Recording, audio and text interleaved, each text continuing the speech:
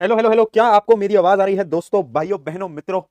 How are you all? कैसे हो सभी के सभी? क्या मैं दिखाई दे रहा हूँ क्या यार? क्या मैं दिखाई दे रहा हूँ? जल्दी बताओ, क्या मैं बढ़िया तरीके से दिखाई दे रहा हूँ, सुनाई दे रहा हूँ? क्या मेरा चेहरा दिख रहा है? जल्दी से चैट में बताएंगे जोश मीटर कैसा है, एनर्जी मीटर कैसा है, उसके बाद हम स्टार्ट करेंगे। जल्दी बताओ।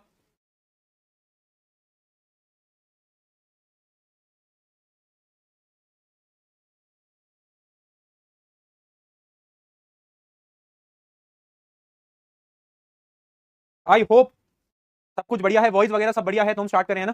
वॉइस वगैरह सब सही है। चंगा सी सब चंगा सी लिख दिया है। सब चंगा सी लिख दिया है, सब बढ़िया है भैया। दिवाली आ गई है, दिवाली गिफ्ट भिजवा दो। ओहो, देख रहे हो, टीचर से ही दिवाली गिफ्ट मांग लिया बेशर्मो। ओ बेशर्मो, टीचर को दिवाली गिफ्ट दिया जाता है बेटा? कहां से पढ़ के आए हो? गिफ्ट हमसे ही मांग लिया कि भैया आप ही भिजवा दो हमको गिफ्ट। वाह, वाह यार वाह, क्या बात है। वाह यार, भैया आपका तो बड़ा दिल है, आप भिजवा दोगे? अरे वाह, इतना मार खाएगा ना तू। जल्दी बताओ। ऑल गुड भैया, एकदम सब बढ़िया है। आरम बैच खत्म होने वाला है। यस, बात तो सही है आपकी, बात तो सही है। सब आ गए। तो finally we are starting the second last chapter of Aarambh batch, that is our environment. यानी अब हम शुरू करने वाले हैं कि हमारे आसपास का इन्वायरमेंट कैसा होता है, उसके अंदर क्या क्या होता है, ये सारी चीजें हम आर इन्वायरमेंट नाम के चैप्टर में पढ़ने वाले हैं। ठीक है जी, ठीक है जी।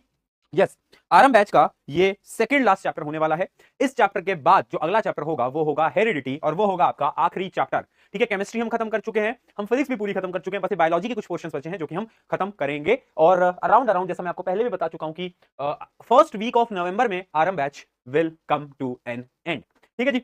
कैसी रही जर्नी वो सब आप मुझे जरूर बताना, है ना? आई होप सबकी जर्नी जो है वो अच्छी रही होगी, अच्छी एकदम मजेदार रही होगी, अभी तक सारी चीजें समझ आई होंगी, मजा आया होगा, है ना? पढ़ने में मजा आया नहीं आया ये बताओ? साइंस की क्लास में बोरियत महसूस हुई या नहीं हुई कभी? यस और नो, कभी बोरियत महसूस हुई? कभी बोरिंग लगी साइंस की क्लास? है ना? मैं ट्राई करता हूँ कि यार मैं जितना तुम्हारे लिए इंटरेस्टिंग क्लासेस बना पाऊँ, है ना? क्योंकि पढ़ाई लोग बोलते हैं बोरिंग है, हमने कहा अच्छा जी बोरिंग है तो हम इंटरेस्टिंग बना देते हैं, है ना? तो हम वो ट्राई करते हैं बस। चलिए करते हैं फिर स्टार्ट। इस चैप्टर को आरंभ किया जाए और आरंभ बैच का सेकंड लास्ट चैप्टर स्टार्ट किया जाए। चलिए, आर आर इन्वायरमेंट। कौन कौन से टॉपिक हम इसमें करने वाले हैं देखना बेटा। ये कुछ टॉपिक्स हैं। ये चैप्टर भैया पेपर में कितने मार्क्स का आता है? तो ये चैप्टर पेपर में 5 नंबर का आता है ना? मेनली क्या देखा गया है कि एक क्वेश्चन आता है 3 मार्क का, एक क्वेश्चन आता है 2 नंबर का। कभी कभार ये देखा गया है एक क्वेश्चन आता है 3 मार्क्स का और फिर 2 MCQ आते हैं 1 1 मार्क्स के। ठीक है, मेनली इस पैटर्न में ये चैप्टर आपके बोर्ड एग्जाम्स के अंदर पूछा जाता है। ठीक है, मैं बोर्ड एग्जाम की बात कर रहा हूं, अब तुम्हारे प्री बोर्ड वगैरह में तो कैसे भी पूछ सकते हैं, प्री बोर्ड की कोई गारंटी नहीं होती क्योंकि उसका पेपर तो स्कूल बनाता है ना भाई। ठीक है जी, बहुत सही, है ना? चलिए, तो इसमें सबसे इंपॉर्टेंट क्या है देखो, एक चीज समझना, ये one of the most easiest chapter है। सबसे जो मैं बोल सकता हूं ना कि सबसे आसान चैप्टर आपकी पूरी क्लास 10 साइंस का वो यही है। ठीक है, और फ्री के 5 नंबर है, यानी अगर आपने इसको पढ़ लिया 5 नंबर आपके फिक्स्ड हैं, तो 5 नंबर के लिए इस चैप्टर को ध्यान से पढ़ ले। आ रही है बात समझ में? ये वैसा नहीं है जैसे कार्बन एंड कंपाउंड इतना बड़ा चैप्टर था, नहीं नहीं नहीं, ये बड़ा नन्ना मुन्ना सा है, क्यूट क्यूट सा है ना? तुम्हारी तरह क्यूटी क्यूटी है, तो बड़ा इजी सा है। ठीक है जी, बहुत बढ़िया। तो इसमें इंपॉर्टेंट क्या है? इंपॉर्टेंट है इकोसिस्टम, ठीक है, डीकंपोजर एंड देयर रोल। उसके अलावा मतलब आज आज हम ये सारे टॉपिक करने वाले, ये टॉपिक आज हम पढ़ने वाले हैं। वैसे तो इस चैप्टर के अंदर बहुत सारे और भी टॉपिक है, जैसे कि ओजोन लेयर एक बहुत इंपॉर्टेंट टॉपिक है। ठीक है, उसके अलावा इसमें न्यूमेरिकल्स भी हैं भैया, बायोलॉजी के चैप्टर में न्यूमेरिकल्स, हाँ जी। फूड चेन करके एक टॉपिक आएगा, उसमें न्यूमेरिकल्स भी मैं आपको करा दूंगा। ठीक है, डन डन। चलो, बच्चे लिख रहे हैं, बच्चे लिख रहे हैं तुस्सी जा रहे हो? तुस्सी ना जाओ, कहां जा रहा हूं मैं? तुस्सी ना जाओ। कितने लेक्चर्स का है? मेरे हिसाब से 3 लेक्चर लगेंगे यार इसमें, लगभग लगभग 3 लेक्चर लगेंगे, 3 या ज्यादा से ज्यादा 4, है ना? छोटा सा चैप्टर है, करना चाहूं तो मैं इसको एक लेक्चर में भी खत्म करा दूं, बट मैंने कहा चलो चिल करते हैं, इजी इजी धीरे धीरे पढ़ेंगे, जोश मीटर एकदम हाई रखेंगे। और पहली चीज आती है इन्वायरमेंट क्या होता है, व्हाट इज इन्वायरमेंट। मैंने कहा भैया आजकल जो इन्वायरमेंट है वो बड़ा ठंडा ठंडा है, बड़ा कूल कूल है, बड़ा चिल चिल है ना? अभी मैं कहीं गया हुआ था घूमने के लिए अपनी टीम के साथ, है ना? मेरी पूरी टीम गई थी घूमने के लिए, हम गए हुए थे शिमला। ठीक है, तो हम गए हुए थे शिमला घूमने के लिए। ठीक है, तो शिमला का जो इन्वायरमेंट था बड़ा कूल कूल था, शिमला का जो एनवायरमेंट था बेटा वो बड़ा कूल कूल था, समझ बात को? तो वहां पे एकदम मस्त मस्त ठंडा ठंडा मौसम था।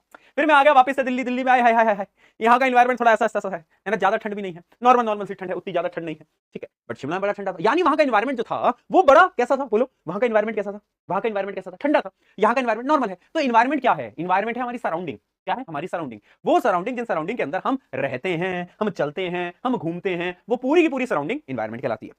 ठीक है जी, ठीक है जी। अच्छा, अब एक बात मुझे बताओ, क्या एनवायरमेंट बदल सकता है? बिल्कुल बदल सकता है। इमेजिन करो आज मैं फ्लाइट पकड़ूं दुबई की और मैं दुबई चला जाऊं, दुबई में थोड़ी थोड़ी गर्मी हो रही होगी, मैं कहूंगा यार एनवायरमेंट बदल गया। यानी हर जगह का एनवायरमेंट अलग अलग होता है, ऑब्वियस सी बात है। तो व्हाट इज एनवायरमेंट? सबसे पहले तो क्या है एनवायरमेंट के अंदर? Everything that surrounds us is environment, यानी जो भी चीज हमारे आसपास में है उसको हम क्या बोलेंगे, उसको हम बोलते हैं एनवायरमेंट। ठीक है, इन्वायरमेंट के अंदर बेटा दोनों चीजें होती हैं, एक होता है अबायोटिक और एक होता है बायोटिक। बायोटिक यानी लिविंग ऑर्गेनिज्म, अबायोटिक यानी नॉन लिविंग ऑर्गेनिज्म। कोई डिफरेंस बताएगा? हाँ, ठंडा ठंडा कूल कूल गर्मी कूल, हाय हाय क्या हो गया है, शायरिया काहे मार रहे हो? पता है भी क्या हुआ कि जब मैं हम शिमला में थे तो हमारे जो भैया थे, हमारे जो ड्राइवर भैया थे, उन्होंने उनकी प्रेम कहानी थी एक, है ना, वो बेचारे दिल टूटे आशिक, तो उन्होंने पूरे रास्ते हमको जो प्रेम कहानियां सुनाई है अपनी, आय हाय हाय हाय, है ना, पूरा दर्द जख्म उनके अंदर था, है ना। तुम बताऊंगा किस दिन में वो कहानियां, आज टाइम मिलेगा तो आज मैं बताऊंगा। बड़ा दुख हुआ उनके साथ वो कहानी मुझे सुन के, बट क्या कर सकते हैं, है ना, क्या कर सकते हैं। ठीक है, तो क्या है जो हमारे अराउंड में है वो क्या है, वो इन्वायरमेंट कहलाता है। इसके अंदर दोनों चीजें होती है, लिविंग भी होती है, नॉन लिविंग भी होती है। नॉन लिविंग जैसे कि एयर, है ना, एयर क्या है, एक प्रकार से नॉन लिविंग है। ठीक है, अब एक दूसरी चीज आती है जिसको हम बोलते हैं इकोसिस्टम। मुझे बताओ इकोसिस्टम और इन्वायरमेंट में फर्क क्या होता है? इन्वायरमेंट तो हमारी सराउंडिंग है, इन्वायरमेंट तो हमारी पूरी की पूरी सराउंडिंग है, लेकिन इकोसिस्टम ना एक ऐसा सिस्टम होता है, सिस्टम एक ऐसा सिस्टम होता है जिसके अंदर living organism and non living organism आपस से रिश्ता बनाकर लाइफ गुजार रहे होते हैं, लाइफ गुजार रहे होते हैं। यानी वो दोनों एक दूसरे के भरोसे हैं और मिल बांट के वो जिंदगी को गुजार रहे हैं। फॉर एग्जाम्पल, अगर मैं एक लेक की बात करूं, लेक, है ना, उस लेक के अंदर छोटी छोटी फिशेज भी है, पानी भी है, पानी क्या है, नॉन लिविंग, फिश क्या है, लिविंग ऑर्गेनिज्म, बड़ा सा क्रोकोडाइल भी है, वो क्या है, लिविंग ऑर्गेनिज्म, और भी छोटे छोटे बैक्टीरिया वायरस सब कुछ है ना। तो यहां पर क्या है, नॉन लिविंग और लिविंग ऑर्गेनिज्म दोनों आपस से जुड़कर जिंदगी गुजार रहे हैं, उसको हम क्या बोलते हैं, इकोसिस्टम। ठीक है, all interacting organism in an area together with non-living constituents of the environment forms an ecosystem। यानी अगर मैं एक शब्द में बोलूं क्या है, interaction between biotic and abiotic components forms a ecosystem। ठीक है, forms a ecosystem। यानी बना कैसे बेटा इकोसिस्टम, कोई बताएगा? कोई बताएगा? दिवाली की छुट्टी दे दो, देखो इनको इनको ये है भैया, छुट्टी दे दो, यहाँ पर बैच खत्म होने का आ गया, पर भैया भैया भैया अच्छा अच्छा बैच खत्म हो रहा है, कोई बात नहीं, छुट्टी दे दो, छुट्टी बेटा, अभी एक बार छुट्टी दूंगा, ऐसी छुट्टी दूंगा ना, फिर अपन कब मिलेंगे तब अपन ऐसे बातचीत करेंगे, ना मुझे पता है ना तुझे पता है, ठीक है, तो छुट्टी छुट्टी मत लिख, बाद में याद करेगा यार वो 5 बजे की क्लास हो जाती तो भैया मजा सा आ जाता। फिर तू चैट में आके लिखेगा भैया वो 5 बजे की क्लास कितने बजे होगी जी, और मैं तुझे रिप्लाई करूंगा कि बेटा अब 5 बजे की क्लास नहीं होती, तब क्या करोगे? ठीक है, आ जाओ, समझे बात को, क्या है इकोसिस्टम? समझ के बात को, इकोसिस्टम क्या है, ठीक है, लिख के दिखाएंगे।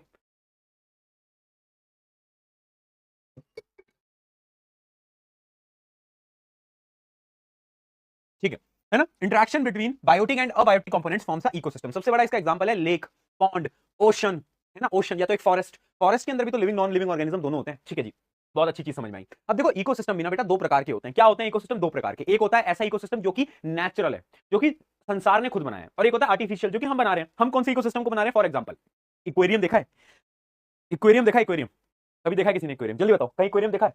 हाँ, स्कूल के अंदर इक्वेरियम देखा है? इक्वेरियम क्या है? इक्वेरियम है, अरे बोल, आर्टिफिशियल इकोसिस्टम। उसके अंदर देख फिशेस भी हैं, पानी भी है, बट हमने बनाया है वो, है ना, हमने उसके अंदर मछलियां ऐसे ऐसे पटकी हैं, है ना, हमने उसके अंदर मछलियां पटकी हैं, यानी वो आर्टिफिशियल है। जबकि नेचुरल क्या है? नेचुरल जैसे कि पॉन्ड्स, लेक। आर्टिफिशियल क्या है? इक्वेरियम या तो फार्म, यानी वो जो जहां पर फार्मर्स क्रॉप वगैरह नहीं लगाते, जैसे कि मान लो गेहूं की खेती तुम्हें करनी है, तो नेचुरली तुम नहीं कर पाओगे, आर्टिफिशियल करोगे। कैसे? उसके अंदर तुम पेस्टिसाइड डालोगे, इंसेक्टिसाइड डालोगे, डालोगे ना, तो यानी क्या है, वो भी एक आर्टिफिशियल इकोसिस्टम है। बात को समझे, नेचुरल जो कि बन के आ रहा है, आर्टिफिशियल जो कि हम बना रहे हैं। अच्छा, इक्वेरियम का ना एक बहुत अच्छा किस्सा है, तुमने तुम्हारे स्कूल के अंदर इक्वेरियम देखे? हमारा स्कूल जो था ना उसमें ना, अब मुझे नहीं पता, मैं गया नहीं हूं कई सालों से, बट हमारे उस पहले ना घुसते ही स्कूल के अंदर एक बड़ा सा इक्वेरियम रखा जाता था। उसके अंदर ना मछलियां हुआ करती थी। ठीक है, वो मछलियां ऐसे ऐसे घूमती, बड़ी बड़ी मछलियां थी, अच्छा खासा इक्वेरियम था। फिर क्या हुआ, एक दिन ना हमारे उस टाइम पे एक वो गेम चलता था, तुम बताना तुम खेलते हो नहीं खेलते, जो टिफिन बॉक्स में फॉइल पेपर लाते हो ना, फॉइल पेपर, एल्यूमिनियम की फॉइल, उसको ऐसे घुमाया, बॉल बनाई और टिफिन से ऐसे जोर जोर से उससे हम खेलते थे, है ना, टिफिन से ऐसे बैट बॉल खेलते थे। ठीक है, तो वो जो इक्वेरियम के सामने वाला एरिया था, मैं और मेरे कुछ दोस्त हम क्या कर रहे थे, वहां पर फॉइल से मस्त मजेदार तरीके से खेल रहे थे, है ना, वी वर एंजॉयिंग। फिर उसके बाद क्या होता है कि एक दोस्त को, वो होते हैं ना एक दोस्त जिनको होता है चल कुछ तूफानी करते हैं, मजा नहीं आ रहा, तो उसने क्या बोला, उसने बोला कि ना मैं जोर से बॉल डालूंगा और तू जोर से टिफिन से मारना, तूने अगर इस जगह से दूर पहुंचा दिया, इक्वेरियम से दूर पहुंचा दी ना बॉल, तो मैं तुझे 100 रुपए दूंगा। मैंने कहा भैया बाजी 100 रुपए की है, अब तो कुछ करना पड़ेगा भैया, 100 रुपए, 100 रुपए यार, यार बचपन में 100 रुपए यार। ठीक, तो फिर क्या करा, ये था, मान लो हाथ में क्या है, टिफिन, बॉल फेंकी। अब भैया देखो, बॉल पे तो पड़ा नहीं, बट ये जो टिफिन था ना, ये हाथ से छूट गया, और टिफिन करते करते उड़ता उड़ता उड़ता उड़ता उड़ता टक करके इक्वेरियम से टकरा गया। इक्वेरियम टूट गया, उस पे क्रैक आ गए, पानी लीक होने लगा। 1 मिनट के अंदर, 1 मिनट भी नहीं, 10 सेकंड के अंदर मैं ऐसे खड़ा हूं, जिसने बॉल डाली थी वो ऐसे खड़ा है, जो हमारे साथ खेल रहे थे ना वो 3-4 लड़के, वो गायब हो गए, कोई नहीं दिख रहा था, सारे भाग गए, फिर हम भी भाग गए। है ना, अबे होता है ऐसा। इक्वेरियम ना, इक्वेरियम का जो कांच होता है ना, अगर तुम उस पर कुछ भी लोहे वोहे का मार दोगे ना, करीब टूट जाएगा, बच के रहना। ठीक है, तुमने भी तोड़ा है, तुमने भी तोड़ा है। मछली कहाँ गई? RIP फॉर मछली, अबे यार RIP फॉर मछली लिख रहे हैं, शर्म आ रही है तेरे को कुछ? सीसीटीवी के बाद भी कुछ हुआ था, बट ऐसा होता है ना कि जब जब सीसीटीवी होता है ना, तो उसमें मतलब नहीं पकड़े जाते यार, नहीं पकड़े जाते। तुम्हें भी तुम्हारे स्कूल वाले टीचर डरा के रखते हैं क्या? तुम्हें भी तुम्हारे टीचर डरा के रखते हैं कि सीसीटीवी में आवाज आती है? हमें भी पहले लगता था कि हमारी सीसीटीवी में आवाज आती है, तो एक बार मैंने जाके चेक कर लिया कंप्यूटर रूम में, सीसीटीवी में आवाज ही नहीं आती, कैप्चर ही नहीं हो रही थी। हमारे तो नहीं होती थी, तुम्हारे होती तो पता नहीं, बट कैप्चर ही नहीं होती थी, वॉइस वॉइस कैप्चर नहीं होती थी बस। ठीक है, टप्पू से ना क्या लिख रहे हो भाई, आरआईपी। सीसीटीवी में क्या हुआ उसके बारे में कभी और बात करेंगे, वो मैं अगर मैं यहां बताऊंगा तो गड़बड़ हो जाएगी। चलो फिर तुम सब भी वो करने लगोगे, आ जाओ। चलिए, तो नेचुरल इकोसिस्टम क्या है? Ecosystem which exist in nature on its own, यानी फॉरेस्ट, लेक, ओशन अपने आप में एग्जिस्ट कर रहे हैं। जबकि आर्टिफिशियल क्या है? मैन मेड इकोसिस्टम, जैसे कि एक क्रॉप फील्ड हो गया, एक एक्वेरियम हो गया, एक गार्डन हो गया। अब अगर सवाल आ जाए बेटा, सुन ले, अगर सवाल आ जाए कि ये जो इक्वेरियम है या फिर ये क्रॉप फील्ड है, ये नेचुरल इकोसिस्टम क्यों नहीं है, तो क्या जवाब दोगे? क्या जवाब दोगे? क्योंकि ये मैन मेड है यार, हमने बनाया, ये आर्टिफिशियल तरीकों से बनाया गया, नेचुरली एग्जिस्ट नहीं करते। चलिए जी, बहुत बढ़िया। अगली चीज, कंपोनेंट ऑफ इकोसिस्टम। देखो ये जो इकोसिस्टम है ना, इसके दो कंपोनेंट होते हैं। एक तो होता है अबायोटिक यानी नॉन लिविंग, एक होता है बायोटिक जो कि जिंदा चीजें होती हैं। ठीक है, बायोटिक और अबायोटिक फैक्टर होते हैं। दिख रहे हैं दो फैक्टर दिख रहे हैं क्या? दो फैक्टर दिख रहे हैं, बायोटिक और अबायोटिक फैक्टर। ठीक है जी, अब देखते हैं सबसे पहले अबायोटिक फैक्टर कौन कौन से होते हैं। जैसे कि वाटर है ना, वाटर, विंड यानी एयर, ये सब क्या है? ये सब तो है अबायोटिक फैक्टर जो कि नॉन लिविंग है। अब बायोटिक फैक्टर के अंदर सुन, तीन चीजें होती हैं। बायोटिक फैक्टर के अंदर तीन चीजें होती हैं, कोई बताएगा कौन कौन सी तीन चीजें हो सकती हैं? बताएगा? अरे लिख रहा है प्रोड्यूसर, कंज्यूमर, डीकंपोजर। ये बहुत इंपॉर्टेंट है, देखो अब समझना। अब बायोटिक यानी जिंदा, अब जिंदा तीन चीजें हैं। पहला प्रोड्यूसर, प्रोड्यूसर वो जो कि खाने को बनाता है फ्रॉम नेचुरल रिसोर्सेज। तुम्हें अगर याद हो लाइफ प्रोसेस, पहला चैप्टर के अंदर अपने पढ़ा था ऑटोट्रॉफिक न्यूट्रिशन। ऑटोट्रॉफिक न्यूट्रिशन क्या, कौन सा ऑर्गेनिज्म करते हैं? जो कि प्रोड्यूसर होते हैं, जैसे कि प्लांट है ना, ये क्या करते हैं? ये खुद का खाना खुद बनाते हैं। ठीक है, फिर आता है कंज्यूमर। कंज्यूमर कौन होता है? जो कि प्रोड्यूसर को खाता है, जैसे कि हम, शेर, चीता या फिर डियर। डियर भी तो पेड़ पौधों को खाता है। ठीक है जी, बहुत बढ़िया। और एक आते हैं डीकंपोजर। डीकंपोजर क्या करते हैं बेटा? Decomposer dead and decaying material को खत्म कर देते हैं, खा जाते हैं। ठीक है, खा जाते हैं। ठीक है जी, बहुत बढ़िया। यानी हम लिख सकते हैं क्या? पीसीडी। ठीक है, पीसीडी क्या? Producer, consumer, decomposer. ठीक है जी। अब ये जो कंज्यूमर होते हैं ना बेटा, ये भी तीन प्रकार के होते हैं। कैसे भैया तीन प्रकार के? बताओ यार। देख, इस दुनिया के अंदर ना तीन से भी ज्यादा प्रकार के वैसे तो कंज्यूमर होते हैं, बताता हूं। एक वो कंज्यूमर जो कि पेड़ को खा रहा है, जैसे कि मान ले चूहा था, एक चूहा गया, उसने घास खाई, कंज्यूमर है। पहला कंज्यूमर को हम बोलते हैं प्राइमरी कंज्यूमर। क्या बोलते हैं? प्राइमरी कंज्यूमर, जो कि हर्बीवोर्स होते हैं। काऊ, बफेलो, गोट, डियर, गोट तो मैं नहीं गोट, डियर और रैट, सब कुछ, रैबिट। ठीक है, ये सब क्या है? ये सब है हर्बीवोर। ठीक है, अब हर्बीवोर्स को खाने वाले कहलाते हैं सेकेंडरी कंज्यूमर। जैसे कि एक चूहा था, चूहे को खा गया सांप, सांप, सांप क्या बन गया? सांप बन गया सेकेंडरी कंज्यूमर। अब उस सांप को जो खा जाए वो कहलाएगा मेरा टर्शरी कंज्यूमर। सांप को कौन खा सकता है? ईगल खा सकती है, ईगल खा सकती है, ईगल, ईगल बताओ, ईगल खा सकती है? बिल्कुल खा सकती है। तो यानी यानी अगर मैं साइकिल बनाऊं, अब तो मुझे बताना उसमें से कौन प्रोड्यूसर? ये रहा मेरा प्लांट, प्लांट, प्लांट। प्लांट को खाया किसने? गोट ने, गोट ने। गोट को खाया टाइगर ने, टाइगर ने। टाइगर को खाया चिंटू लाल ने। अब तुम ये मत पूछना कैसे खाया, चिंटू लाल है बेटा, कुछ भी कर सकता है। अब मुझे बताओ प्लांट क्या है बेटा? प्लांट है प्रोड्यूसर। ये क्या है? Primary consumer. पीसी, पीसी ये वो वाला पीसी नहीं है ना, ये वो वाला पीसी नहीं है बेटा, है ना। एक बच्चा एक बार, पता क्या है, तुम, मुझे पता है तुम में से ऐसे बहुत लड़के हैं जो कि अपने पापा को मनाते हैं, पापा ये जो एसएस का ये जो आरटीएक्स वाला है ना, ये ग्राफिक कार्ड वाला ना, यही लैपटॉप लेना जरूरी है, इसके बिना मैं कैसे पढ़ाई कर पाऊंगा? पापा पूछते हैं बट बेटा उस पे वो गेमिंग लैपटॉप लिखा हुआ है। अरे पापा ये गेमिंग गेमिंग थोड़ी ना करता हूं मैं, बट ये लैपटॉप बहुत जरूरी है मेरे लिए, मेरे करियर, मेरे फ्यूचर के लिए बहुत जरूरी है। आप समझो ना मेरी बात, अगर ये नहीं लिया तो मैं कैसे पढ़ाई कर पाऊंगा, है ना। तुम वही हो ना बेटा, मुझे पता है। अपने पापा को तुम पागल समझते, तुम्हारे पापा को भी पता है बेटा कि तुम गेमिंग के लिए ही ले रहे हो, तो दिला देते हैं तुमको। चलो, तो ये आ गया पीसी यानी प्राइमरी कंज्यूमर। ये आ गया सेकेंडरी कंज्यूमर यानी टाइगर जिसने इसको खाया। फिर चिंटू लाल आ गया क्या? Tertiary consumer, TC, TC tertiary consumer, याद है ना? ठीक है, बहुत बढ़िया, टर्शरी कंज्यूमर। अच्छा मुझे एक चीज बताओ, ये तो हो गया प्रोड्यूसर, ये तीन हो गए कंज्यूमर। अब चिंटू लाल एक दिन मर जाएगा, मिट्टी से आए थे मिट्टी में चले जाएंगे। एक लाइन सुनी होगी आपने, मिट्टी से आए थे मिट्टी में चले जाएंगे। इसका क्या मतलब है? कि चिंटू लाल जब मर जाएगा, उसकी डेड बॉडी पड़ी होगी, तो उसको बैक्टीरिया, वायरसेस, वायरसेस नहीं सॉरी, जो बैक्टीरियाज होते हैं वो डिकम्पोज कर देंगे। यस और नो? यस और नो? कर देंगे, बिल्कुल कर देंगे। यानी जब ये चिंटू लाल मर जाएगा तो इसकी सारी एनर्जी कौन करेगा? डीकंपोजर्स डीकंपोज कर देंगे, डीकंपोजर डीकंपोज कर देंगे। यस और नो? बिल्कुल कर देंगे, बिल्कुल कर देंगे। और ये डीकंपोजर सारी जितनी भी एनर्जीज थी ना चिंटू लाल की बॉडी के अंदर, उसको कहां डाल देंगे? सॉइल के अंदर, सॉइल के अंदर डाल देंगे। यानी ये साइकिल बेटा कंप्लीट हो गई। क्या बात तुम्हें समझ में आई? वापस समझाता हूं। जमीन थी, लैंड, मिट्टी, मिट्टी के अंदर मिनरल रिसोर्सेज सब कुछ थे। उस मिट्टी से एक पेड़ बना। पेड़ क्या था? बोलो बोलो, पेड़ क्या है? प्रोड्यूसर। ठीक है, प्रोड्यूसर को खाया प्राइमरी कंज्यूमर ने, उसको खाया सेकेंडरी ने, फिर आया टर्शरी कंज्यूमर। टर्शरी कंज्यूमर को डीकंपोजर्स ने निपटा दिया और सारी एनर्जी को वापस से कहां डाल दिया? सॉइल के अंदर, और उसी सॉइल से प्लांट होगा था। यानी जहां से आए हो वहीं चले जाओगे। दिस कहावत इज वेरी ट्रू कि हम मिट्टी से निकले हैं साहब और इस मिट्टी में ही ले जाना है। लोग बोलते हैं ना कि पैसा लेकर कहां ऊपर जाओगे क्या, पैसे कमाकर इतने पैसे लेकर क्या ऊपर जाओगे क्या, है ना? तो भैया पैसे कमाकर ऊपर ले जाओगे, कहावत का यही मतलब होता है कि आप मिट्टी से आए हो, आप मिट्टी में चले जाओगे। सिंपल। क्या बात क्लियर है? क्या बात क्लियर है? जल्दी बताओ। डन?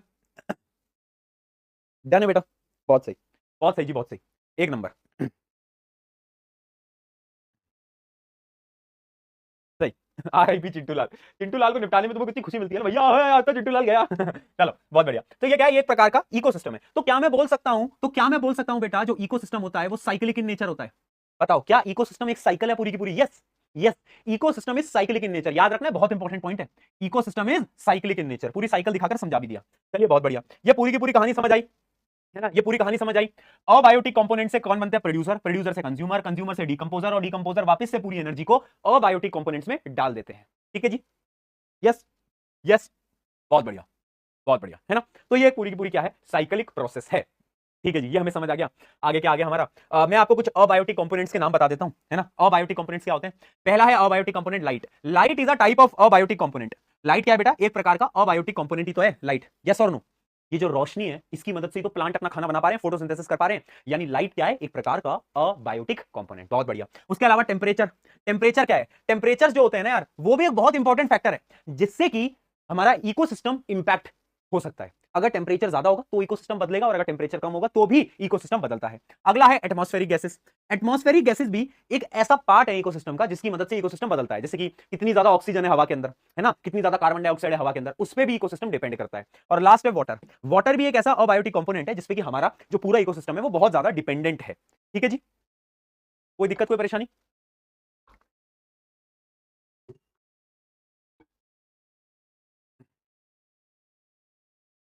ठीक है।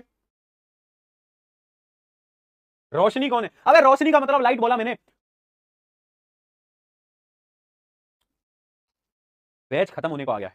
पर ये जो तुम्हारी हरकतें हैं, ये जो तुम्हारी ये 8वीं क्लास के बच्चों वाली है जो तुम्हारी हरकतें हैं, ये जो आदतें हैं तुम्हारी, बेटा ये कब सही होंगी? मुझे तो एक जवाब दो, हैं? कब जाकर तुम बड़े होगे? कब जाकर तुम मैच्योर होगे? कब जाकर तुम अच्छे अच्छे सवाल पूछोगे? ना कि मतलब कॉन्सेप्चुअल क्वेश्चन भी तो पूछ सकते हैं ना भैया से, पर वो कहां पूछेंगे? हम तो भैया ये पूछेंगे, भैया वो रोशनी कौन है? रोशनी। आजा, आगे बढ़ते हैं। ठीक है, मैंने आपको प्रोड्यूसर कंज्यूमर के बारे में बता दिया। अच्छा, एक उस टेबल की तरफ वापस से आते हैं। तो आप मुझे एक बात बताओ, क्या मैं प्राइमरी कंज्यूमर्स को हर्बीवोर भी बोल सकता हूं? यस और नो? प्राइमरी कंज्यूमर को हर्बीवोर भी बोल सकता हूं। हर्बीवोर्स क्या होते थे? जो कि प्लांट्स को खाते थे। ठीक है। क्या मैं सेकेंडरी कंज्यूमर्स को कार्निवोर बोल सकता हूं? कार्निवोर क्या होते थे बताओ? जो कि किसी एनिमल को खाते थे। और क्या मैं टर्शरी कंज्यूमर्स को भी कार्निवोर एनिमल बोल सकता हूं? याद है ना? Herbivore, carnivore, omnivore. याद है या नहीं? अरे बता दो भाई, याद है या भूल गए? सब कुछ दिमाग से निकल गया है भाई? तो देखो, कंज्यूमर को हम कुछ टाइप में डिवाइड कर सकते हैं, जैसे कि हर्बीवोर, ये क्या है? Primary consumer. ठीक है। फिर आता है कार्निवोर, ये सेकेंडरी कंज्यूमर भी है और टर्शरी कंज्यूमर भी है। और एक होता है ओमनिवोर। ओमनिवोर क्या होता है? जो कि बोथ प्लांट भी खाते हैं, एनिमल भी खाते हैं। यानी ये प्राइमरी कंज्यूमर्स भी हो सकते हैं, सेकेंडरी और टर्शरी कंज्यूमर्स भी हो सकते हैं। यस और नो? ठीक है जी, बहुत बढ़िया। और लास्ट आता है पैरासाइट। ठीक है, ये क्या है? पैरासाइट, है ना? पैरासाइट भी आपको पता ही होगा, जो कि किसी और के सर पे रहते हैं, किसी और से ब्लड लेते हैं। याद आ गया? Parasitic nutrition. यस, यस, ये भी एक प्रकार के कंज्यूमर है। ये भी एक प्रकार के क्या है? कंज्यूमर है। बहुत बढ़िया। चलिए जी, done done done done done. ये सारी चीजें वैसे लाइफ प्रोसेस में पढ़ चुके हैं। आगे बढ़ते हैं। आगे बढ़ा जाए, कहा गया कहा गया कहा गया? और कुछ, हाँ, अब आता है सबसे इंपॉर्टेंट, जो कि है डीकंपोजर। भैया डीकंपोजर क्या है? देखो, include organism which decompose dead plant and animal. Very important. इनका मेन काम क्या है?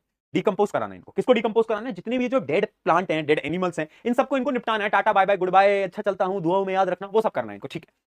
सवाल आता है पेपर के अंदर, decomposers are very important, why? Decomposer दो जरूरी काम करते हैं, कोई बताएगा? पहला तो बहुत बेसिक है, इन्वायरमेंट को क्लीन रखते हैं। अरे यार, इतने पेड़ मर जाते हैं, एनिमल्स मर जाते हैं, अगर वो ऐसे पृथ्वी पे पड़े रहेंगे तो पृथ्वी कितनी खराब हो जाएगी ना। तो एक तो इन्वायरमेंट को क्लीन रखते हैं, मैंने मान लिया। दूसरा कोई काम बताएगा? दूसरा क्या काम था? दूसरा इसका काम था, these help in replacement of natural resources. यानी अगर तुम्हें याद हो, मिट्टी से आए थे, मिट्टी में चले जाओगे। यानी जो एनर्जी मिट्टी से आई थी वो वापस से एनर्जी मिट्टी में चली गई। यानी जो हमारे नेचुरल रिसोर्सेज हैं वो वापस से उनमें नरिशमेंट हो गई, है ना? उनका जो न्यूट्रिशन था वो वापस आ गया। बताओ क्या चीज समझ में आई? रीन्यूट्रिशन भी तुम बोल सकते हो, है ना? वापस से उनको उनका न्यूट्रिशन मिल गया। तो ये एक बहुत इंपॉर्टेंट पार्ट है इस चैप्टर का। ठीक है। तो डीकंपोजर की डेफिनेशन और उनके रोल हमेशा याद रखना। डेफिनेशन क्या है? Decomposers are the organism that derive nourishment from dead and decaying organic material. पहली तो ये डेफिनेशन याद रखना और इसके बेनिफिट्स क्या है। Their role in environment include, पहला क्या है, assisting in reducing organic waste, यानी ऑर्गेनिक वेस्ट को कम करना, and replenishing soil nutrients, very important. दूसरा, क्लीनिंग द इन्वायरमेंट, यानी इन्वायरमेंट को क्लीन भी रखना है। ये दो काम है इसके सबसे इंपॉर्टेंट। याद रहेंगे क्या बेटा, ये जल्दी बताओ, याद रहेंगे?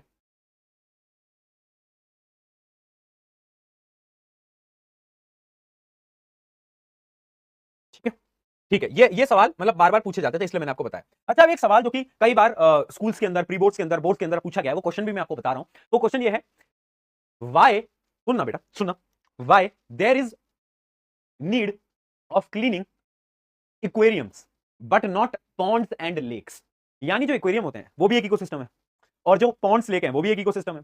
बट यार हम लेक को तो क्लीन नहीं करते, हम पॉन्ड्स को तो क्लीन नहीं करते, बट फिर भी वो क्लीन रहते हैं, जबकि इक्वेरियम को बार बार क्लीन करना पड़ता है। ऐसा क्यों, क्या लगता है? यार दोनों इकोसिस्टम है, एक नेचुरल इकोसिस्टम है, एक आर्टिफिशियल इकोसिस्टम है, पर उन दोनों में मेन फर्क क्या है? कोई सोच सकता है मेन फर्क क्या है? बताओ, मेन फर्क क्या है? मेन फर्क क्या है? लार्ज एरिया नहीं, फ्लोइंग वाटर नहीं भैया, लेक, अरे पॉन्ड में पानी रुका हुआ होता है, फ्लो नहीं कर रहा होता, याद रखना इस बात को। नहीं नहीं नहीं नहीं नहीं नहीं नहीं नहीं, सुनो बेटा, बात ऐसी है, जितने भी आर्टिफिशियल इकोसिस्टम होते हैं ना, उनके पास सब कुछ होता है ना। जैसे वो लाइन थी ना कि मेरे पास गाड़ी है, बंगला है, ये है, वो है, तेरे पास क्या है? मेरे पास माँ है। वैसे ही आर्टिफिशियल इकोसिस्टम पूछता है नेचुरल इकोसिस्टम से। आर्टिफिशियल इकोसिस्टम बोलता है मेरे पास रिसोर्सेज हैं, मेरे पास कंज्यूमर है, प्रोड्यूसर है, सब कुछ है, तेरे पास क्या है? तो यहां पर रिप्लाई करता है अपना नेचुरल इकोसिस्टम, मेरे पास माँ नहीं, मेरे पास डीकंपोजर है, डीकंपोजर। जितने भी आर्टिफिशियल इकोसिस्टम है उनके पास डीकंपोजर नहीं होता, बट नेचुरल इकोसिस्टम के पास डीकंपोजर होता है। और वही तो एक वो छोटी सी चीज है जिसकी वजह से पॉन्ड्स को हमें क्लीन नहीं करना पड़ता, क्योंकि डीकंपोजर खुद कर देते हैं। लेकिन जो इक्वेरियम होता है ना, इनको बार बार क्लीनिंग क्लीनिंग करनी पड़ती है, क्योंकि यहाँ डीकंपोजर ही नहीं है। समझे? तो there is the role of decomposer due to which, पकड़ गए, पकड़ गए क्या? पकड़ गए, पकड़ गए, पकड़ गए, बहुत बढ़िया, चलो डन, सही है। चलो, तो एक डिफरेंस देख लो बेटा, इन्वायरमेंट और इकोसिस्टम के बीच का एक बेसिक डिफरेंस। इन्वायरमेंट क्या होता है? हमारी सराउंडिंग होती है। इकोसिस्टम क्या होता है? ये एक कम्युनिटी होती है जिसमें बायोटिक और अबायोटिक आपस में मिलजुल के रहते हैं। ठीक है, जैसे कि तारक मेहता के उल्टे चश्मा में देश भर के सारे अलग अलग स्टेट के लोग रहते हैं, वैसे इकोसिस्टम में बायोटिक और अबायोटिक मिल बांट के रहते हैं। ठीक है, और environment is just a place in time, यानी इन्वायरमेंट बदल सकता है बट इकोसिस्टम हमेशा सेम रहता है। ठीक है, एन ऑर्गेनिजम्स इन्वायरमेंट चेंजेस, ये मैं आपको बता चुका हूं, इकोसिस्टम कांस्टेंट रहता है। ये दोनों पॉइंट सेम ही हो गए, तो एक लिख दोगे तो भी चल जाएगा। Mainly refers to the physical surrounding, यानी इन्वायरमेंट का मतलब होता है फिजिकल सराउंडिंग, आपके आसपास में क्या है। जबकि इकोसिस्टम का मतलब क्या होता है? Interaction between living and non living organism. ठीक है, environment does not directly rely on life processes, यानी इन्वायरमेंट का हम लोगों से लेना देना ज्यादा नहीं होता। अरे कहीं पर ठंडा टेम्परेचर है तो हमने थोड़ी ना बनाया ठंडा, वो तो नेचर के अकॉर्डिंग है, नेचुरल है वो तो, है ना। बट इकोसिस्टम का हमसे डिपेंडेंस होता है। ठीक है, लेक है ना, लेक्स में कितने प्लांट हैं, बहुत इंपॉर्टेंट फैक्टर है वो। ठीक है, तो ecosystem depends on essential life process such as photosynthesis. क्या बात क्लियर है? क्या ये तीन चार डिफरेंस हमें समझ आ गया बेटा? बताओ। हाँ मतलब डायरेक्टली नहीं होता, तुम ये समझो डायरेक्टली कोई रोल नहीं होता ना। बताओ, बताओ।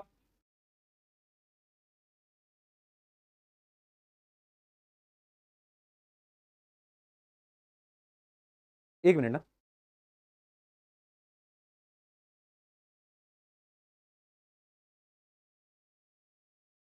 एक मिनट, एक मिनट। हाँ ठीक, कुछ अर्जेंट आ गया था, माफी चाहूंगा। चल, डन। ठीक है, तो यानी हमें क्या इन्वायरमेंट और इकोसिस्टम के बीच में फर्क पता चल गया है। डन है ना। तो ये कुछ फैक्टर्स होते हैं इकोसिस्टम और इन्वायरमेंट के बीच के डिफरेंसेस। ठीक है जी। फंक्शनिंग कैसी है बेटा इकोसिस्टम की? तो याद रखना, ecosystem functions as self sufficient और इंडिपेंडेंट यूनिट इन नेचर, यानी एक इकोसिस्टम को बाहर की दुनिया से ज्यादा लेना देना नहीं है, वो अपने अंदर के हिसाब से ही रहता है। अगर मैं इकोसिस्टम बोलूं किसी लेक का, तो एक लेक का इकोसिस्टम उसके अंदर के प्रोसेस पे डिपेंड करता है, यानी यार जो अंदर ऑर्गेनिज्म रह रहे हैं वो कैसे हैं, प्लांट्स कितने हैं, पानी कैसा है, इन सब चीजों पर डिपेंड करता है, बाहर से उसको कोई लेना देना नहीं है। और इकोसिस्टम इज साइक्लिक प्रोसेस, क्या याद रहेगा, क्या याद रहेगा? Ecosystem is cyclic process. ठीक है जी।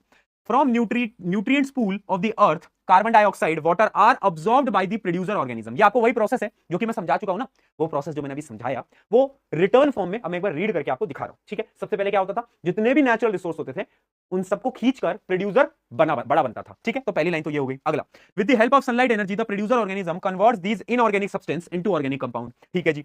These the consumer derive their energy directly or indirectly from producers. ठीक है, when the producer and consumer die, then decomposer act on their dead bodies to return the various elements back to the nutrient pool, यानी वापस से soil में उन सारे nutrients को पहुंचा देते हैं।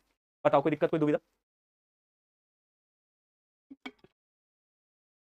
ज्यादा डिफरेंस नहीं है, ज्यादा बेटा डिफरेंस नहीं है, वही चीजें जो मैं आपको बता चुका हूं।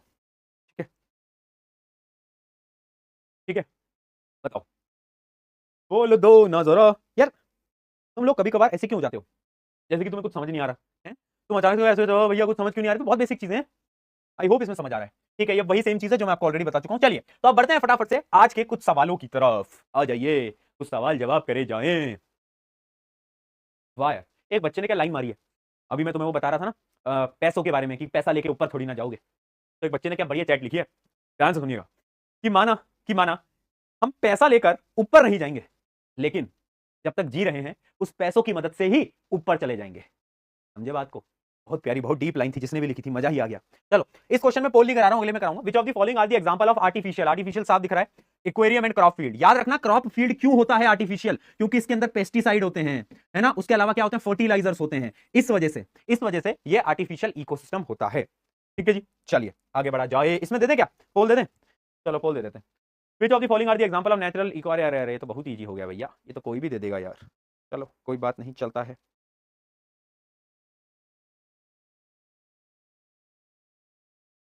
डन, बहुत सही, इसका आंसर आएगा बी, फॉरेस्ट एंड पॉन्ड, है ना। ये क्या है, ये एक प्रकार के नेचुरल इकोसिस्टम है, ये भी artificial, garden and zoo artificial, farm and aquarium artificial. Done, ये आया सबका, ये आया, चलिए बहुत सही, बहुत सही। अगला क्वेश्चन आपकी स्क्रीन के ऊपर ये रहा, बताएं, name the two main components of an ecosystem. Ecosystem के दो मेन कंपोनेंट्स क्या होते हैं? बोल दे दिया है, ये भी क्या होगा, बहुत बेसिक है। दो मेन कंपोनेंट्स होंगे, एक होगा बायोटिक कंपोनेंट और एक होगा abiotic component. Very simple, very easy, very लल्लू पल्लू क्वेश्चन। चलिए जी अगले सवाल की तरफ बढ़ते हैं, वो रहा स्क्रीन के ऊपर। इसमें तो अब आपको पोल देने की जरूरत ही नहीं है, पोल के जितने भी आंसर है मैं अभी थोड़ी देर में देखूंगा। ठीक है, आ जाओ। List two abiotic component of an ecosystem. Abiotic यानी जो जिंदा नहीं है, एयर वाटर कुछ भी लिखकर आ सकते हो। अगला question, what is meant by environment. Environment क्या होता है, बहुत बेसिक सी डेफिनेशन है, कभी कभार पूछ लेते हैं। Environment is everything that surround and influences an organism, includes both living component like plant, animal and microorganism and non-living organism। सारी चीजों को हम इंक्लूड कर लेते हैं, वो क्या कहलाता है, वो कहलाता है एनवायरमेंट। हमारी सराउंडिंग इज अ एनवायरमेंट। ठीक है जी, बहुत बढ़िया। Why is conservation of environment necessary? हमें एनवायरमेंट का कंजर्वेशन क्यों करना चाहिए? क्योंकि ये एक बड़ा वो वैल्यू बेस्ड क्वेश्चन नहीं होते कि बताओ बताओ प्लांट को क्यों बचाया जाए, बताओ बताओ हम ये क्यों करें, हम वो क्यों करें, है ना। हाँ हाँ, इसमें पहले पहले पता है मैं क्या सोचता था, पहले मैं सोचता था जब भी इन सारे क्वेश्चनों का आंसर लिखता होता था ना, कि दिवाली पे बम ना फोड़े, क्यों बोलते थे लोग, फ्यूचर जनरेशन के बारे में सोचो, फ्यूचर जनरेशन जो है उनके बारे में सोचो, वो कैसे जिएंगे। और यही जो फ्यूचर जनरेशन है, ये अपने कॉलेज स्कूल से बाहर निकाल के सिगरेट पी रही है, ये खुद धुएं में जी रहे हैं। इनके बारे में सोच के मैं पटाखे ना जलाऊं, है इनके बारे में, इन लोगों के बारे में, इस जनरेशन के बारे में मैं ना सोचूं, है ऐसी जनरेशन, ऐसी जनरेशन के बारे में सोचूं मैं, हद हो गई। ठीक है, हाँ तो ये बड़ा वैल्यू बेस्ड क्वेश्चन है। क्या है कि देखो एनवायरमेंट को बचाना इसलिए इंपॉर्टेंट है क्योंकि जितनी भी ह्यूमन एक्टिविटीज होती हैं उससे ओवर यूज हो रहा है रिसोर्सेज का, और अगर ओवर यूज होगा रिसोर्सेज का तो क्या होगा, अगर हम कंजर्व नहीं करेंगे तो वही आंसर फ्यूचर जनरेशन को नहीं मिलने वाला कुछ भी। ठीक है, हाँ आगे बात समझ में, which leads to climate change, loss of biodiversity and shortage of natural resources. जितने भी रिसोर्सेज हैं उनका शॉर्टेज हो जाएगा with the period of time.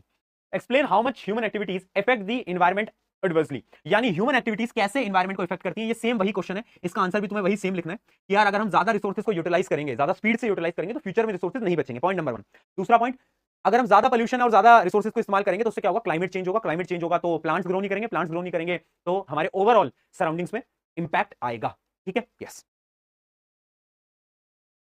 चलिए, डिफाइन एन इकोसिस्टम, इकोसिस्टम की डेफिनेशन यहां लिख के आना है। अब मुझे नहीं लगता वो मुझे तुम्हें बतानी चाहिए, बट ये क्वेश्चन देखो कितनी बार पूछा गया है, 2017, 20, 22, 24, यानी आज एवरी 2-3 ईयर्स, यानी हर 2-3 साल में सवाल आता है व्हाट इज इकोसिस्टम, इकोसिस्टम के कंपोनेंट्स बताओ। ये डायरेक्टली सवाल आता है। मैं आज बता रहा हूं इकोसिस्टम क्या है, इकोसिस्टम के कंपोनेंट्स क्या हैं, और is ecosystem a cyclic process, तो तुम लिखोगे yes it is a cyclic process, और वहां पर आपको पूरी साइकिल बना के आनी पड़ेगी कि सबसे पहले आता है प्रोड्यूसर, फिर आता है कंज्यूमर, कंज्यूमर में 3 प्राइमरी सेकेंडरी टर्शियरी, फिर आता है डीकंपोजर, और डीकंपोजर से वापस से वो साइकिल तुम्हें पूरी बनानी पड़ेगी। चलिए जी आगे बढ़ा जाए, और क्या है, why is lake pond considered as a natural ecosystem. Lake और पॉन्ड को नेचुरल इकोसिस्टम क्यों कंसीडर करते हैं? सबसे पहला पॉइंट, ये नेचर में ऑटोमेटिकली आए हैं, हमने नहीं बनाया, ये ह्यूमन मेड नहीं है। राइट और रॉन्ग, क्या ये ह्यूमन मेड है? नहीं भैया ह्यूमन मेड नहीं है। पहला पॉइंट तो वो हो गया। दूसरा पॉइंट, इसके पास होता है डीकंपोजर। क्या होते हैं? डीकंपोजर। ठीक है, इनके पास खुद के डीकंपोजर्स होते हैं, इसलिए ये नेचुरल इकोसिस्टम का पार्ट है। चलिए, why do we not clean pond but we clean aquarium, बता चुका हूं, वेरी इंपॉर्टेंट क्वेश्चन। ठीक है, बता चुका हूं, ये तो क्वेश्चन का आंसर भी तुम्हें दे चुका हूं। चलो अगला, differentiate between natural and artificial, ये भी मैं आपको बता चुका हूं। नेचुरल क्या है, जो कि ह्यूमंस के बिना बना है, ये क्या है जो कि ह्यूमंस की वजह से बना है। इसमें डीकंपोजर्स होते हैं, इसमें डीकंपोजर्स नहीं होते, और तीसरे में आपको बस एग्जांपल्स लिख के आ जाने हैं। ठीक है, इसमें बस आपको एग्जांपल लिख के आ जाने हैं। डन। ठीक है, बहुत बढ़िया। अगला question, can a human made ecosystem become self sustaining? ये बहुत अच्छा सवाल है, सोचो सोचो। एक ही बार पूछा गया था 2022 में, उसके बाद पूछा नहीं गया, बट क्वेश्चन बड़ा अच्छा है। कोई सोच पा रहा है?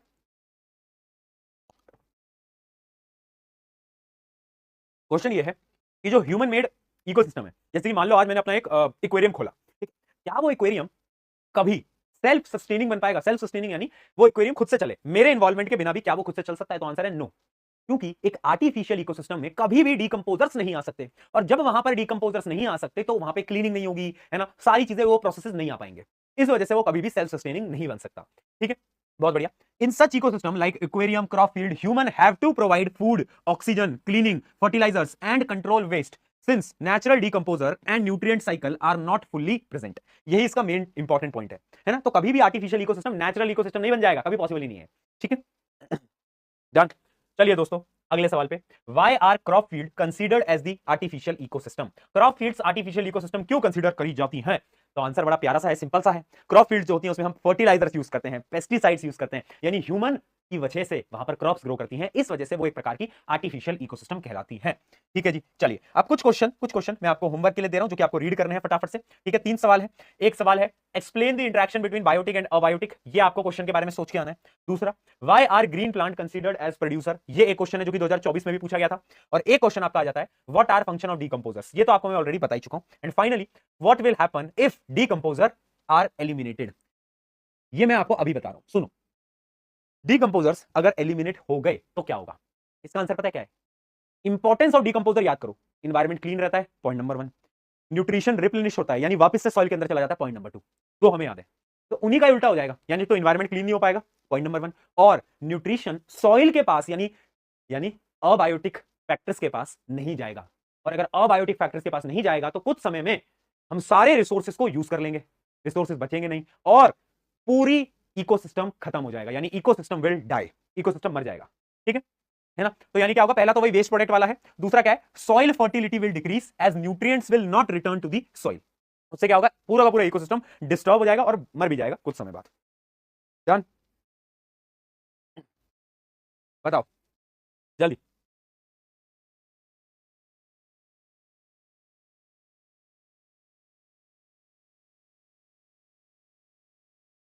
सही। भैया बोर्ड की टेंशन हो रही है, किस बात की टेंशन हो रही है बेटा? बोर्ड की क्या टेंशन हो रही है बताओ? बोर्ड की टेंशन, फोटो डाल दी? अबे तो अभी की फोटो है शिमला की, ये भी डाल दी इन्होंने, शर्म नहीं आई इनको बिल्कुल भी? अभी से ही फोटो डाल दी मेरी। वाह, व्हाइट कुर्ते में एकदम नेता वाली वाइब नहीं आ जाती? नहीं लगता तुमको? व्हाइट कुर्ते में एकदम नेता नेता वाली फील आ जाती है ना? तुम्हारा भाई लगता नहीं लगता नेता? तुम बताओ, लगता है? एक चुनाव लड़ लूं क्या? एक चुनाव लड़ लूं, चुनाव, हाँ? हाँ? चुनाव लड़ लूं? कहां से लड़ूं बताओ? कहां से जिता दोगे? कहां से जिता दोगे चुनाव? लड़ लूं एक चुनाव? ठीक है, बोर्ड की टेंशन कौन लिख रहा था अभी? क्या हो गया बेटा? देखो, बात ऐसी है, एक ने एक बहुत प्यारी लाइन थी कि बात सिर्फ इतनी सी है, जो सपनों के पीछे भागा उसको इस बात की फिक्र है कि क्या उसने अपने दोस्तों, अपने रिश्तेदारों और अपने फैमिली के साथ का समय तो खराब नहीं कर दिया। और जो अपने सपनों के पीछे नहीं भागा उसको इस बात का गम है कि काश अगर मैं अपने सपनों के पीछे भाग लेता तो शायद आज कहीं और होता। बात समझे? बात क्या है कि गम हर एक इंसान को हर एक चीज का है। जो इंसान सक्सेसफुल हो जाता है उसको भी गम है, जो नहीं हो पाता उसको भी गम है। अब तुम पूछो कि जो हो गया उसको किस बात का गम है? अरे उसको भी है, वो भी परेशान है, वो कह रहा है यार मेरी तो लाइफ इतनी परेशान हो गई है, मैं तो किसको समय नहीं दे पाता, टाइम नहीं दे पाता। समझ रहे हो बात को? तो यानी गम, दर्द, दुख हर किसी की लाइफ में। आज तुम्हें लग रहा है भैया बोर्ड की टेंशन है, बोर्ड खत्म हो जाएगा तो ये कर दूंगा वो कर दूंगा, नहीं बदलेंगी चीजें। जब 10th खत्म हो जाएगा तो किसी और बात की टेंशन होगी, फिर किसी और बात की टेंशन होगी, फिर किसी और बात की टेंशन होगी। तो यही तो जिंदगी है। अब इमेजिन करो एक दिन ऐसा आ जाए जब तुम्हें फिक्र ही ना हो, तुम्हें टेंशन ही ना हो, तुम्हें किसी चीज की परवाह ही ना हो, तो फिर वो जिंदगी थोड़ी ना है। वो तो एक नेटफ्लिक्स की मूवी है, दिखाते हैं ना कि जिंदगी नहीं मिलेगी फिर से जाओ और जी लो, वो सब मूवीज में होता है। असल लाइफ में तो इतनी परेशानियां, इतनी टेंशन है, वही तो जिंदगी है, वही तो लाइफ है। समझ पाए इस बात को? इसलिए हल्की हल्की टेंशन होगी, हल्की हल्की वो पेट में वो गुदगुदी सी होती है जो पेपर देने जाते हैं, वो भी होगा, नर्वसनेस भी होगी, वही तो लाइफ होनी भी चाहिए। क्यों नहीं होनी चाहिए? बस इतना बोलूंगा कि जब लगे कि लाइफ मुश्किल है तो इतना समझ लेना कि लाइफ उन्हीं की मुश्किल होती है जिनको भगवान ने सेलेक्ट करा होता है कि यार इस इंसान को ना आगे बहुत कामयाब करना है, तो आज इसकी जिंदगी में सारी परेशानियां ला देता हूँ, तो उसी का जीवन कठिन होता है। समझ रहे हो बात को? मूवीज के अंदर भी तो जो मेन लीड होता है उसकी लाइफ में बहुत सारी ट्रेजेडीज होती हैं, है ना? तभी तो मेन लीड कहलाता है। तुम भी तो मेन लीड हो, तभी तो परेशानी आ रही है। ठीक है, तो इतनी छोटी छोटी चीजों का भी लोड नहीं लेना। चलो अब एक बार वो देख लेते हैं, लीडर बोर्ड क्या है, रिजल्ट देख लेते हैं। यार पता है मुझे एक चीज का मलाल यानी गम है, वो गम इस बात का है कि बैच खत्म होने को आ गया बट मैंने अभी तक पोल में एक भी दिन 90% से ऊपर सही उत्तर नहीं देखे। मैं ना पेन फेंक के मारूंगा, कैमरे से घुस के आंख में लग जाएगा तेरे। 90% मैंने पोल में सही उत्तर नहीं देखा आज तक। मेरी क्लास खत्म होने को आ गई है, बैच खत्म होने को आ गया, तुम बिल्कुल ही गधे हो क्या, मूर्ख हो गया यार, समझ नहीं आता। जाने क्या करते हैं ये। लीडर बोर्ड देखने चलो। गौरी, मयूरेश, अंश, विभोर, निशिका, शेख, कान्हा, राशि, श्रेया, कृष्णा प्रिया। ओके जी। दूसरा लीडर बोर्ड गौरी, शोभित भैया का है, हमारा स्टूडेंट नहीं है तू? है निशा, मीना, गौरव, अंश, सात्विक, ऐशानी, कृष्णा प्रिया, फिर वाह यार, वो गौरी तो एक पिछले पोल में भी थी। आरव, रितेश। ओके जी, ओके जी, ओके जी, चल बहुत बढ़िया, डन। तो यहां पर आज की इस कक्षा को दोस्तों करा जाए समाप्त, क्या कहते हो, करा जाए समाप्त? हाँ भाई, कर दिया जाए समाप्त, क्या कहते हो, कर दूं? चल, इसके साथ आज इस कक्षा को करा जाए समाप्त। स्टोरी करा दो, कौन सी स्टोरी? उन भैया वाली अरे यार भैया वाली स्टोरी बहुत दुख वाली है, रहने दो, कभी और बताएंगे है ना। अब यहाँ पर 2-3 दिल टूटे आशिक रो जाएंगे क्लास के अंदर, रहने दो यार, रहने दो, जाने दो, जाने दो, ठीक है। On this note, love you all, love you all, love you all, बहुत सारा प्यार, मिलते हैं अभी कल ही मिल रहे हैं ना, हाँ ठीक है, चल बाय बाय। मैं भी हैप्पी दिवाली बोलने वाला था, अभी तो अपन मिल रहे हैं, चलो। वे दिवाली की छुट्टी यार देखते हैं, तो दिवाली की 3-4 दिन की छुट्टी तो मिलेगी, मतलब 20 तारीख से लगा लो तुम, मतलब 19 तारीख से लगा लो, तो संडे है, संडे 19 का है ना, तो 19 से तुम लगा दो 24 तारीख तक। 24 तारीख तक छुट्टियां ही हैं, 5-6 दिन तो छुट्टियां ही होंगी तुम्हारी किसी की। अब दिख रहा सर क्लास ले लो, तो भैया मैं गारंटी नहीं लेता। उनके मन में आ जाए और वो बोल देंगे आज तो मैं, तो भाई देख मेरी को मैं छुट्टी दे दूंगा 4-5 दिन की, उनको तुम समझा लेना, ठीक है। चलो take care, bye bye, bye bye.